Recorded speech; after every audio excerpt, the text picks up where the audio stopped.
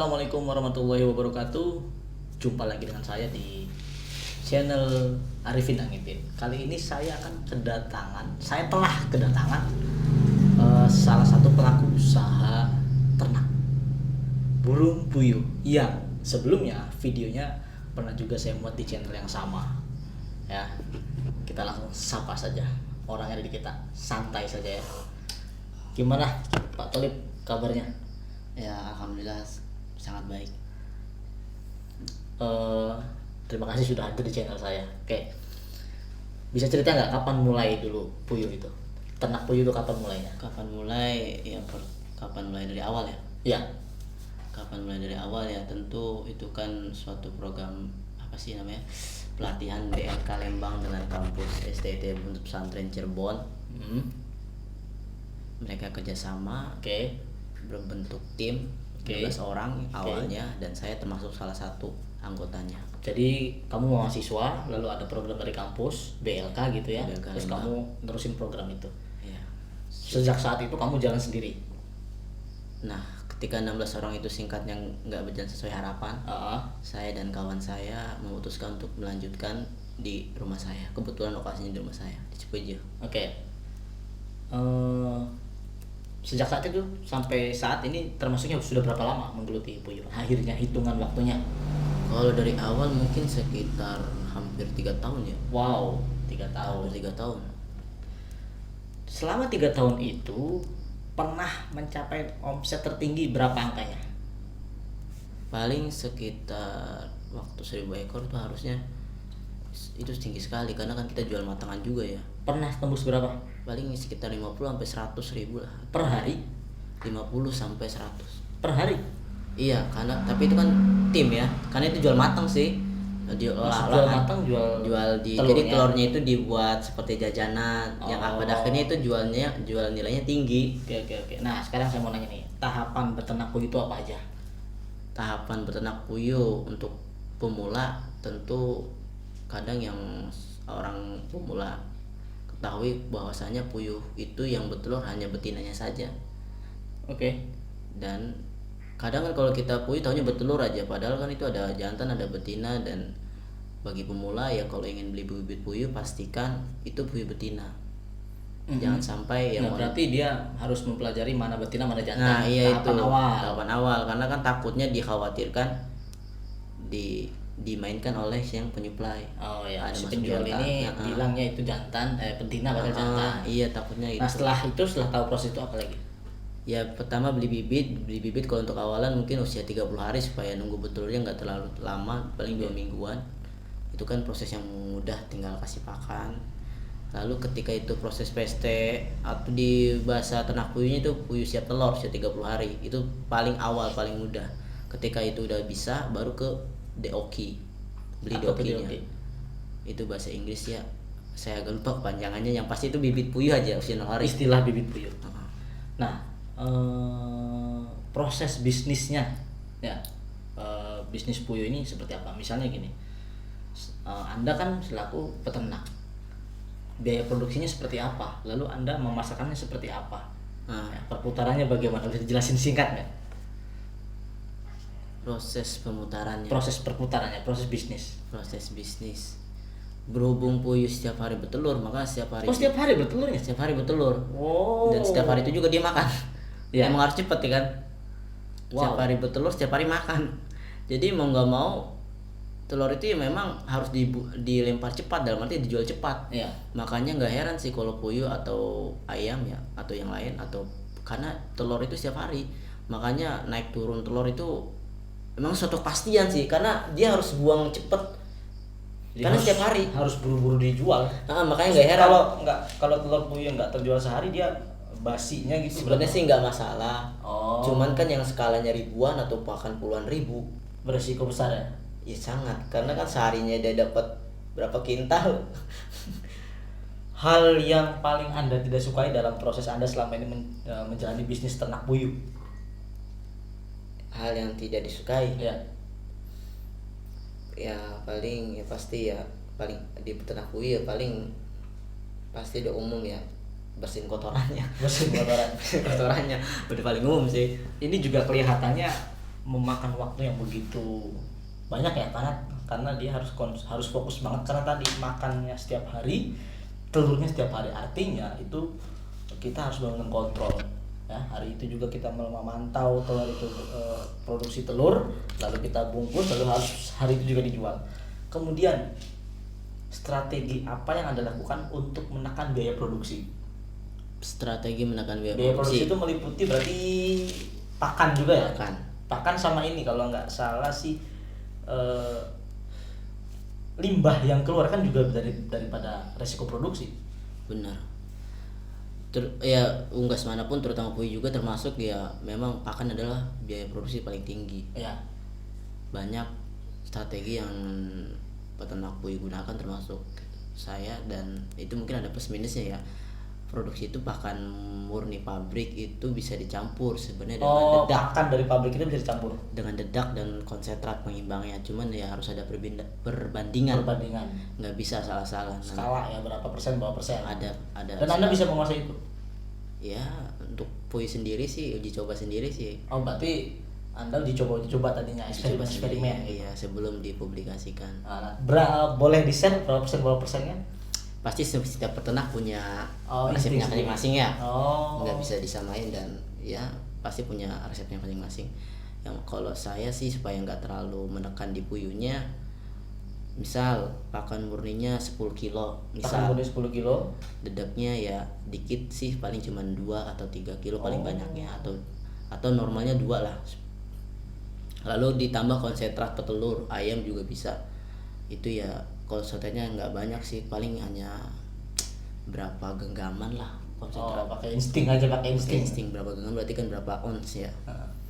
Itu sih, tapi ya itu ini menekan biaya produksi. Karena kan campur dedak, cuman ya jangan terlalu banyak juga, nanti telurnya juga pengaruh. Pengaruh ke telur kalau dedak terlalu banyak. Iya pasti, karena kan nanti apa ya, seret dianya nanti telurnya. Oke. Kalau terlalu banyak. Kalau limbah apa yang dilakukan?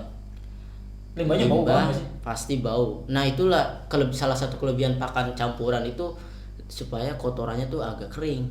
Cepat kering. Kalau pakan pabrik murni, saya juga pernah pakan pabrik murni itu pakannya tuh basah cepet, encer. Kotorannya basah. Encer dan basah dan encer. Walaupun ada kelebihan juga pakan murni ya, dia telurnya memperlama masa akhir dia. Cuman kelemahannya itu kotorannya tuh usia produksinya. Cuman di lemahnya kotorannya itu apa ya, encer, basah. Oke, saya mau nanya lagi nih. Ini biasanya di orang yang usaha apapun yang paling nggak mau ya, resiko apa yang tidak bisa dihindari sama sekali oleh pelaku ternak puyuh? Iya, ini mau yang amatir mau yang senior, semua udah pasti ngalamin yang sulit dihindari itu virus. Ada virusnya? Virus Flu burung kayak gitu? Ya semacamnya. Cuman puyuh bedanya, kalau flu burung kan bisa mati semua dalam waktu bersamaan. Kalau flu burung mati semua dalam waktu bersamaan. Kalau ini virus yang ini? Kalau di flu itu dia akan mati, cuman bertahap gitu. Bisa jangka 3 hari atau seminggu, paling lamanya mati semua. 3 hari sampai seminggu dia akan mati secara beruntun. Dan ini nggak pernah ada solusi? Sulit. Oke. Jika udah terinfeksi satu burung, satu kandang virus, sembelih semua daripada kematian seluruhnya. Apa misalnya setelah itu harus ada upaya-upaya steril, disinfektan kan, disemprot, sama nggak sih virusnya sama virus? Kalau disinfektan itu pencegahan. Ya. Kalau sudah kena, sebenarnya sih ada vaksin, cuman kan itu kan ya mungkin itu bagian dokter hewan ya yang mengerti. Ada temen nggak yang misalnya pernah mengalami itu? Selain diri sendiri pernah juga ngalamin itu? Pasti.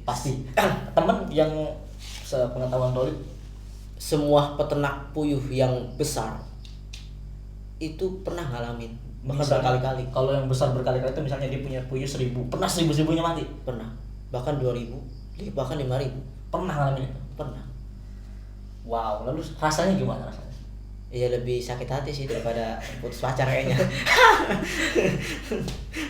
Artinya benar-benar saya aja yang 5 ekor itu enggak ada Tolib ngalamin. Berapa ekor waktu itu? Waktu itu kurang lebih 500 ekor. Berapa hari matinya? Jangka waktu 3 hari. 3 hari 500 ekor. 500 itu butuh berapa lama Tolib untuk mencapai 500 itu? butuh waktu apa? Butuh waktu berapa lama Tolip bisa mencapai puyuhnya sampai punya 500 ekor? Sebenarnya sih itu kalau masalah perbanyak sih gampang ya. Oh, bapaknya sih mudah. Sangat mudah bisa dengan Tapi kan beli. berarti karena mudah memperbanyak lagi, berarti kan harusnya bisa lagi memperbanyak lagi. Ya cuman sekarang kan lagi Apa mesti trauma apa gimana? satu trauma sih enggak ya, cuman Oh, itu kan resiko dari bagian usaha ya, cuman saya juga lagi kuliah jadi off dulu deh nggak apa-apa. oh jadi Tunggu saja. kebetulan ada kesibukan lain Iya. sehingga sambil ngurangin kesibukan juga.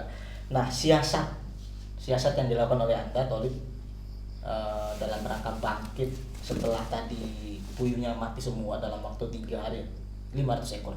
Apa yang Anda lakukan? Ditinggalkan semua kan udah pasti nggak mungkin. Ya kebetulan ketika saya memelihara puyuh tersebut banyak rekan-rekan teman-teman yang datang ke saya beli bibit, beli burung. Pada akhirnya saya harus menyediakan pakan buat mereka. Oh, tetap ada Tolip jual bibit. Dan pakan Oh, untuk, yang untuk pakan. sementara waktu, dan saya membeli telur yang mereka budidayakan jika Oh. mereka kesulitan memasarkannya. Jadi ketika itu Tolip ada pakan, teman-teman datang, Tolip jual pakan dan jual bibit telurnya gitu ya. Iya, saya ambil telur dia. Dan Tolip ngambil telur dari teman-teman itu, telurnya diambil dijual oleh Tolip sendiri gitu. Ya, tapi saya juga tidak mewajibkan telur saya ambil, tidak. Oh. Kalau memang kamu kesulitan, saya siap Masih bantu. ada pelanggan-pelanggan lah. Iya, saya siap bantu. Oke. Ini kan pandemi Covid nih. Hmm. Di akhir pandemi Covid, saya berharap di akhir ya. Ngaruh nggak sih dari mulai harga pakan, beli bibit, jual telur, beli telur, atau mungkin sampai ke jual burungnya? Mengaruh pandemi Ngaruh nggak? ke sektor peternakan puyuh. Iya. Menurut saya pribadi nih ya, berhubung ini makanan pokok, Heeh. yang ya walaupun tidak mungkin sekunder sifatnya ya. Kalau pokok kan telur ayam ini sekunder, artinya bisa dikonsumsi dan bisa buat dijual kalau telur puyuh. Itu ke gimana ya? Nggak ngaruh. Sebenarnya sih nggak terlalu kalau puyuh. Nggak terlalu ya, nggak terlalu. Karena Jadi ini bahan makanan. stabil termasuknya ya. Paling, Ketika pandemi ini berjalan, nggak terlalu pengaruh. permintaan supaya tetap jalan. Tetap jalan karena ini bahan makanan. Tapi kalau di peternakan itu yang paling mempengaruhi, ya mungkin sebagian peternak ada yang mengklaim pengaruh banget pandemi karena penjualannya mungkin, tapi kalau menurut saya pribadi karena ini makanan dan penjualan juga kayak mungkin di saya ya kebetulan lancar-lancar aja. Oh. Jadi sebenarnya sih nggak terlalu Oke. karena ini bahan makanan. Selain jual pakan tadi, ada usaha lain nggak dari puyuh yang sifatnya inovasi? Ya mungkin dengan kejadian kemarin peternakan puyuh mati semua yang kena virus, ya mungkin kita bagaimana caranya supaya puyuh ini menjadi suatu produk kuliner ya. Oh, oke di apa itu? Itu puyuh ungkep. Puyuh ungkep tuh puyuhnya diapain? Puyuhnya berhubung puyuh ini dagingnya alot keras, makanya lebih baik diungkep dulu supaya Ungkep itu metode masak dia apa? di semacam dibumbukan ungkep ya, bumbu ungkep banyak di pasaran atau resep sendiri juga bisa, resep ibu kan. Lalu dituangkan air, Oke. digodok sampai mendidih sampai airnya tersebut meresap Oke. ke dalam burung punya. Oke, itu responnya gimana? Ya awalan sih bagus banyak yang, karena kan masyarakat pastinya penasaran bagaimana sih rasa daging puyuh. Ya kalau ayam ungkep, bebek ungkep mungkin banyak deh. Banyak iya. Oke, terakhir singkat saja. Tips pesan-pesan buat teman-teman yang pengen tahu lebih jauh tentang puyuh, apa sih yang harus dilakukan? Singkat saja. Tips dan pesan Buat pelaku-pelaku teman-teman yang baru mau belajar ternak puyuh, dan sampaikan Anda ini pemilik usaha puyuh apa. Saya Tolip, misalnya nama usaha puyuh ini, kalau mau menghubungi saya bisa di sini gitu. Oke. ya tips dan triknya bagi para orang-orang atau pemula yang ingin berternak puyuh, ya satu, semua orang pasti ketika terjun ke usaha, siapa sih yang nggak pengen berharap untung besar ya kan. Itu juga pasti dialami di semua bidang termasuk puyuh. Artinya kalau untuk beternak puyuh, walaupun Anda punya modal besar, tapi lebih baik Anda mencoba dulu dalam skala kecil, karena Oke, jadi nggak bisa ya kita punya modal 1M langsung beli lahan 10 hektar. bisa, cuma resikonya sangat tinggi karena Anda pemula. Oh. Lebih baik Anda pelajari dulu sifat puyuhnya, bahkan bila perlu Anda intinya sih mempelajari dulu karakter Ya, puyuhnya. ya. Jangan terlalu terburu-buru walaupun Anda punya modal besar langsung menginvestasikan, karena pernah kejadian seperti itu. Oh, pernah kejadian ada orang yang langsung investasi Besar-besaran. besar-besaran dibeli kandangnya, tapi dia nggak mempelajari seutuhnya tentang bagaimana karakter puyuh. Dan itu dan ya langsung ruginya bukan main juga. Oke, jadi mungkin singkatnya saya terjemahkan mulai dari hal kecil dulu gitu, sampai pelajari. benar-benar menguasai seluruh hulu ke hilir resiko dan manfaatnya gitu. Iya, bukan berarti saya menakut-nakuti ya. Bukan. Tapi ya pelajari dulu hal kecil itu. Oke, sekarang coba jelaskan bagaimana cara orang bisa menghubungi Anda. Ya bisa komen di channel YouTube-nya bisa. Boleh. Bisa. Atau Nama usahanya apa? Nama puyuhnya? Puyuh Angkawijaya. Puyuh Angkawijaya di alamatnya? Di Cipuji Kulon, Kecamatan Lembah Abang, Kabupaten Cirebon. Oke, terima kasih. Itulah dia ngobrol singkat tentang sekitaran tentang proses bisnis puyuh, ternak puyuh ya, yang ternyata juga mengalami satu resiko yang besar, dan terpenting adalah bagaimana kita bisa memulai itu, memahami itu dari hal-hal yang kecil dulu, sederhana dulu, karena ada juga tadi ternyata investor besar yang melakukan langsung ya, mungkin karena ambisius atau gimana, tapi tidak memahami karakter puyuh itu sendiri, karena puyuh makhluk hidup ya, jadi memang kita harus bisa mengenali karakternya dan memahami beberapa resiko-resikonya, dan akhirnya resiko itu dialami oleh pengusaha tersebut langsung jatuh gitu ya. Nah itu sih berbagi kita hari ini. Kita akan ketemu lagi di kesempatan dengan tema yang berbeda. Terima kasih, jangan lupa subscribe, like ya, bagikan, dan kalau butuh request tertentu, mau ngangkat tema tentang apa boleh di komentar. Terima kasih.